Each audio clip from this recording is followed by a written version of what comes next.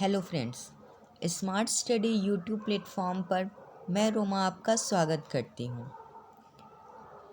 अभी तक हमने देखा कि किसी भी सर्किट में अगर बहुत सारे रेजिस्टेंस कनेक्टेड हैं तो उन्हें हम कैसे सिंप्लीफाई करते हैं, कैसे उसका इक्विवेलेंट निकालते हैं। सबसे पहले हम देखते हैं कि वो सीरीज कनेक्टेड है, पैरेलल कनेक्टेड है या बोथ है। उसके बाद हम उस सर्किट को सॉल्व करते हुए एक सिंगल रेजिस्टेंस निकालते हैं जो कि सारे रेजिस्टेंस के इक्विवेलेंट होता है। इतना हम जान चुके हैं। ऐसा करने से हम उस सर्किट को ईजिली सॉल्व कर लेते हैं। बट कभी कभी क्या होता है, सर्किट बहुत ज़्यादा कॉम्प्लेक्स हो जाते हैं और सिंपल सीरीज पैरेलल कनेक्शन का यूज करके हम उस सर्किट को सॉल्व नहीं कर सकते। तब क्या किया जाएगा? तो वैसे सर्किट को सॉल्व करने के लिए किरचॉफ्स ने दो रूल दिए। पहले रूल को बोलते हैं KCL, किरचॉफ्स करेंट रूल, और जंक्शन रूल। तो पहले हम बात करते हैं KCL के बारे में।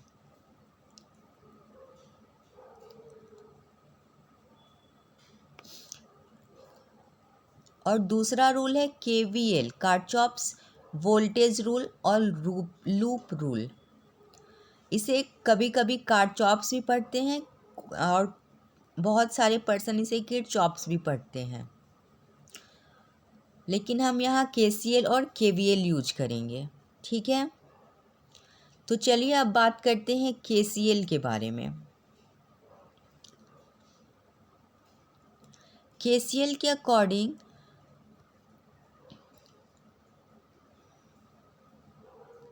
किसी भी इलेक्ट्रिक सर्किट के जंक्शन पर जितने भी करंट मिलते हैं उनका अलजेब्रिक सम 0 होता है। अब ये जंक्शन क्या होता है?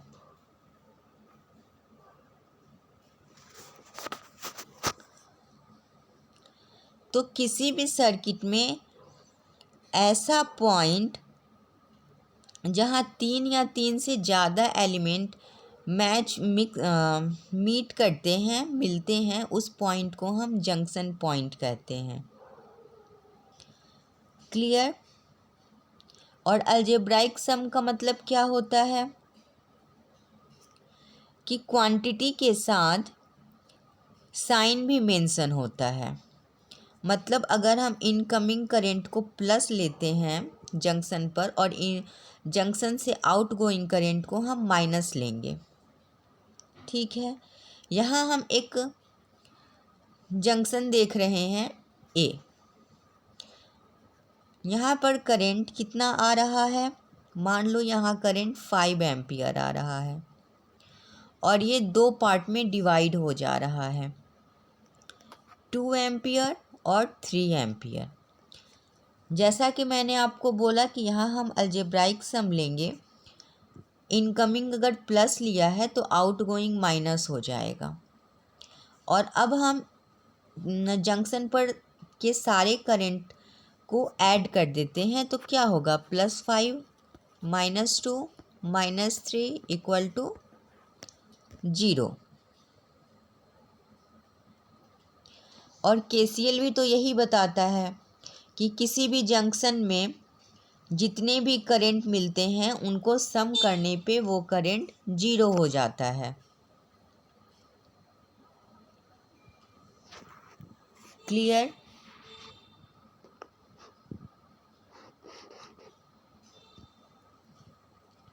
यहीं पे अगर हम मान लो कि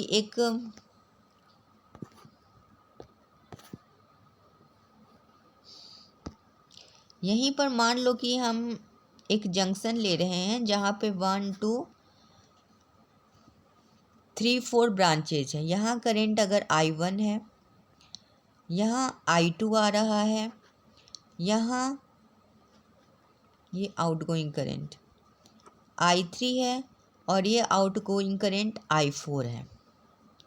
तो मैंने आपको क्या बताया कि अगर हम इनकमिंग को प्लस लेंगे तो आउटगोइंग को माइनस लेंगे। अब हम यहाँ पे सारे करंट को ऐड करेंगे तो क्या हो जाएगा, plus I1 plus I2 minus I3 minus I4 equal to 0। अब इस इक्वेशन को सॉल्व करेंगे तो क्या मिलेगा, I1 plus I2 equal to I3 plus I4। मतलब क्या हुआ इसका कि किसी भी जंक्शन में इनकमिंग करंट का सम आउटगोइंग करंट के सम के बराबर होता है।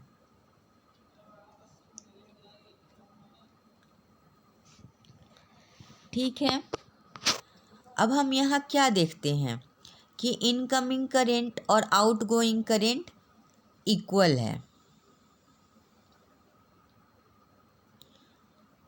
और इसे हम केवल एक जंक्शन पे अप्लाई करते हैं, इसलिए इस रूल को हम जंक्शन रूल भी कहते हैं।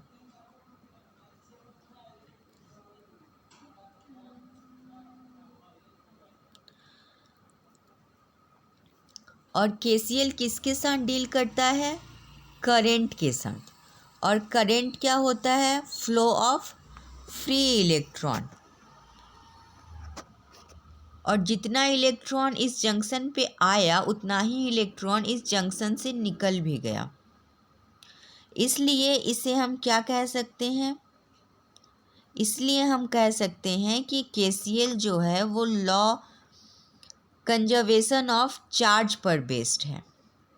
मतलब incoming charge equal to outgoing charge. Clear.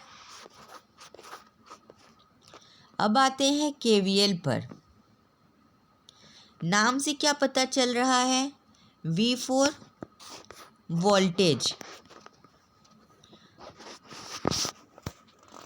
मतलब इसमें हम किसके साथ डील करेंगे, वोल्टेज के साथ या ईएमएफ के साथ।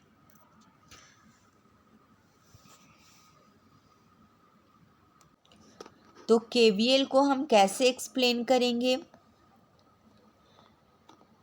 किसी भी क्लोज्ड सर्किट में सभी ईएमएफ और रजिस्टर के अक्रॉस वोल्टेज ड्रॉप का सम 0 होता है।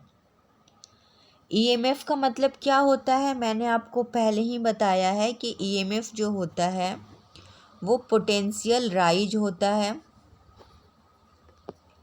और रजिस्टर क्या होता है, उसकी वजह से पोटेंशियल ड्रॉप होता है।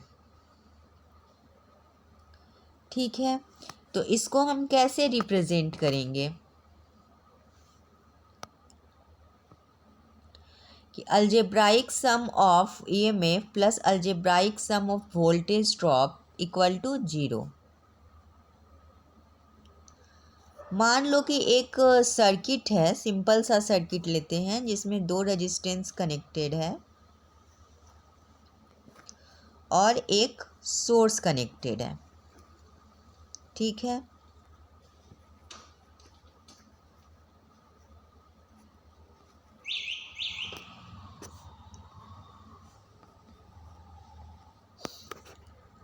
यहाँ हम देखते हैं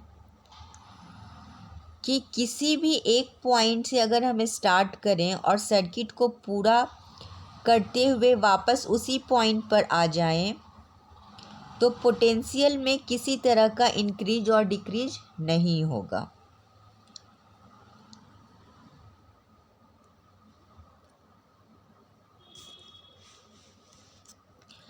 केवीएल में हम देखते हैं कि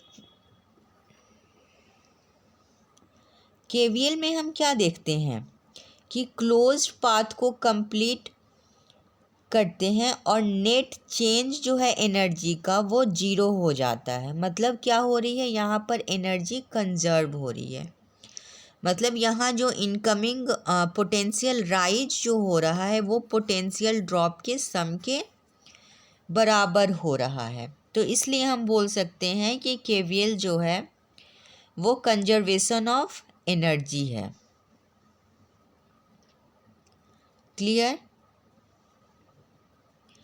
और एक बात और गौर करने वाली है कि केवीएल को ऑलवेज एक लूप या क्लोज सर्किट में ही अप्लाई कर सकते हैं, इसलिए इसे लूप रूल भी कहते हैं। ये तो हम जान गए कि इलेक्ट्रिक सर्किट में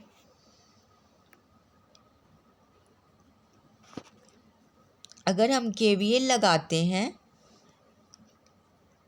तो एनर्जी का जो अलजेब्रिक सम है वो 0 होता है।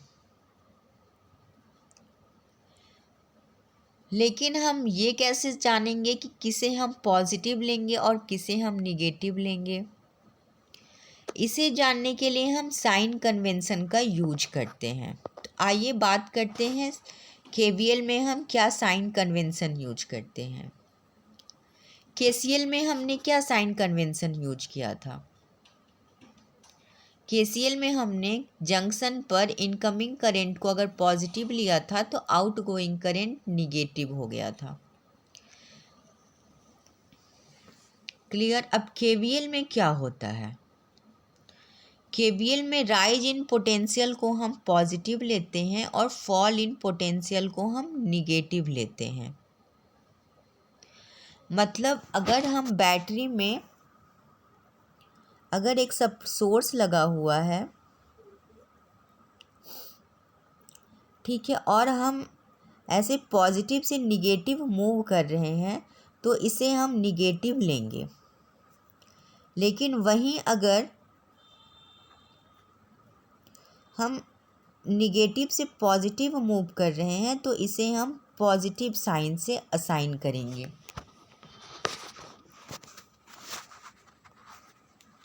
क्लियर?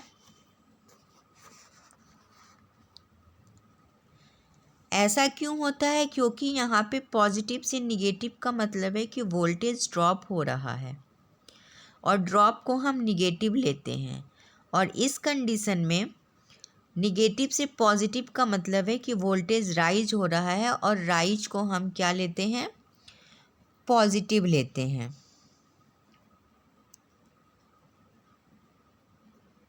क्लियर?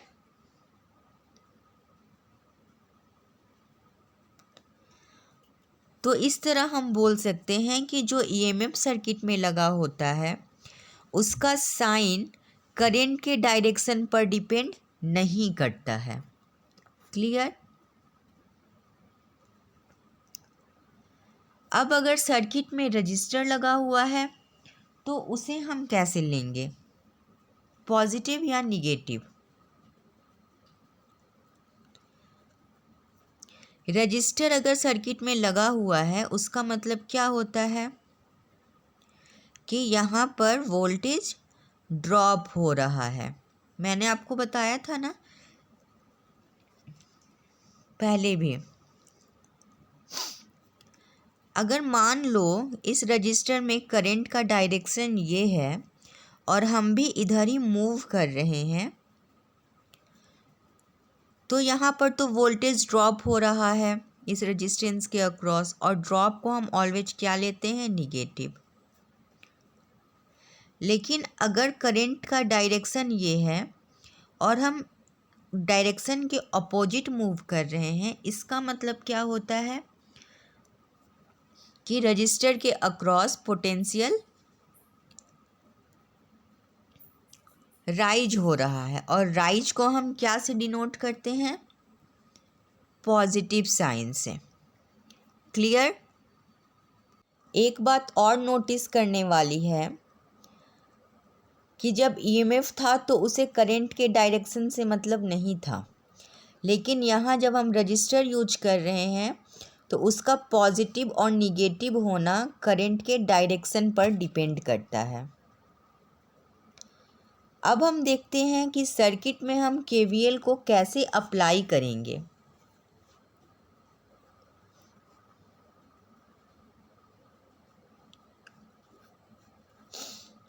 मान लो यहाँ ये एक सर्किट है सिंपल सा, जिसमें एक सोर्स E1 लगा हुआ है, एक E2 लगा हुआ है, दो रजिस्टेंसेस R1 एंड R2 लगे हुए हैं। ठीक है, यहाँ से करंट I1 फ्लो हो रहा है और इधर से करंट I2 फ्लो हो रहा है और दोनों इस जंक्शन पे जाकर I1 प्लस I2 हो जा रहे हैं। क्लियर? ये सर्किट तो समझ में आ रहा होगा आप लोग को। इस सर्किट में अब बताइए कि कितने क्लोज्ड लूप हैं। इस सर्किट में एक क्लोज्ड लूप है A B C F A, दूसरा है F C D E F और एक तीसरा लूप है जो है A B C D E F और A। ठीक है, तो पहले हम फर्स्ट लूप में KVL लगाते हैं।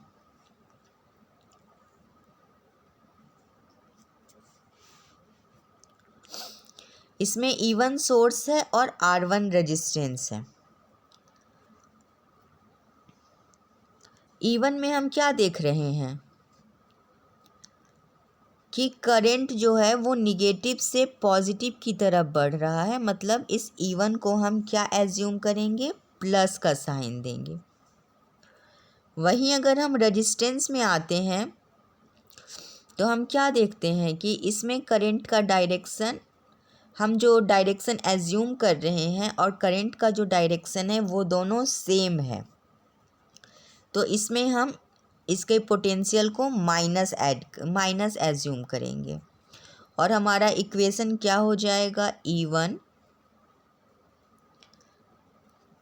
Minus I1 plus I2 into R equal to 0।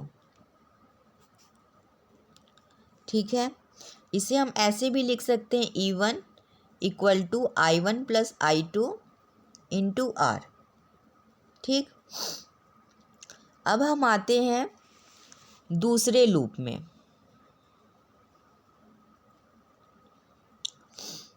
तो यहाँ हम क्या देख रहे हैं कि current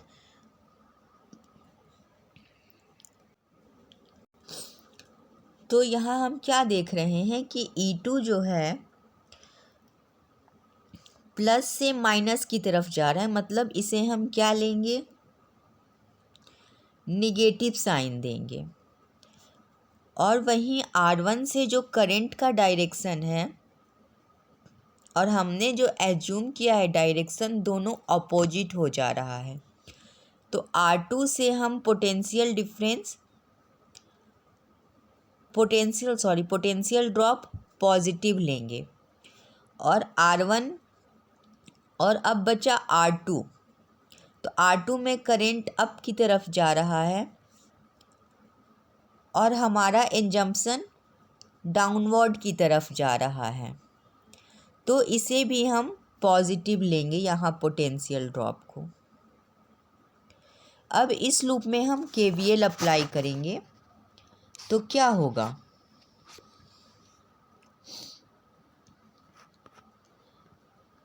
I2 R2 plus I1 plus I2 R1 minus E1 equal to 0।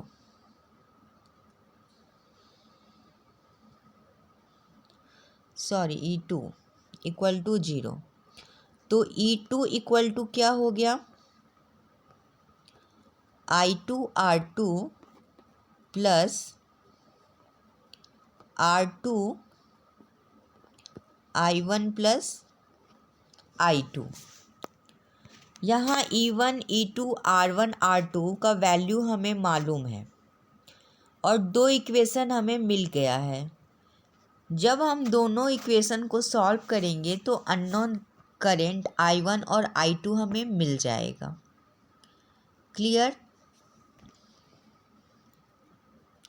दो इक्वेशन, दो अननोन, सॉल्व करने में कोई प्रॉब्लम नहीं होनी चाहिए।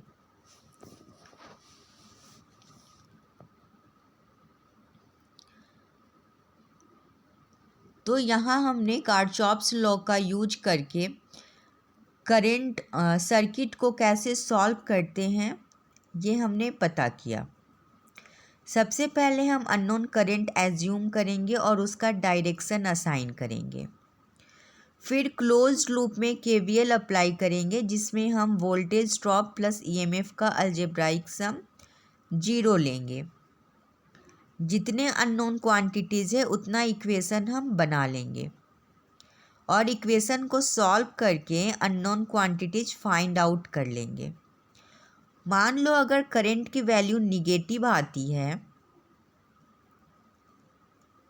यहाँ पर अगर मान लो करंट की वैल्यू निगेटिव आई, इसका मतलब करंट इस डायरेक्शन में होगा। लेकिन अगर करंट की डायरेक्शन पॉजिटिव आई, इसका मतलब हमने जो एज्यूम किया है वो डायरेक्शन सही है।